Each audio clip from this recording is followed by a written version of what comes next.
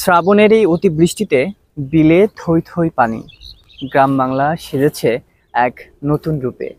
এই সৌন্দর্যের মাঝেও কিছু প্রাণ আছে যারা বাঁচার আকুতি করছে। দেখেন, এখানে একটা ঘাসের কচি ডগায় কিছু কালো পিঁপড়ার দল, তারা জীবনের শেষ সময়গুলো গুনছে। অর্থাৎ এই থই থই পানির মধ্যে এই ঘাসের আগায় বেঁচে আছে খুব আঁকড়ে ধরে।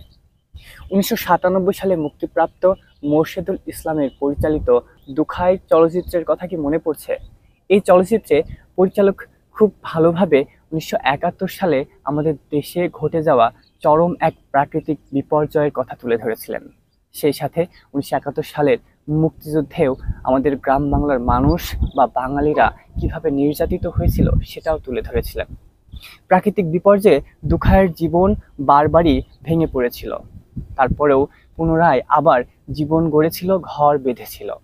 ঠিক সেমনই এক দৃশ্য চোখে পড়ল এই বিলের মধ্যে। এই ঘাসের কচি ডগায় পিঁপড়াগুলা খুব আঁকড়ে ধরে জীবনটাকে রক্ষা করার চেষ্টা করছে। আমি এখান থেকে যাওয়া মাত্রই একটা পিঁপড়া খুব দ্রুত চলে আসলো আমার কাছে, চেষ্টা করলো আমার গায়ে উঠে ডাঙায় যাওয়ার। প্রকৃতিতে প্রতিটা প্রাণী এভাবে বাঁচতে চায়, কিন্তু ভাগ্যের এক নির্মম পরিহাসে দুখায়ের মতো জীবন বেছে নিতে হয়।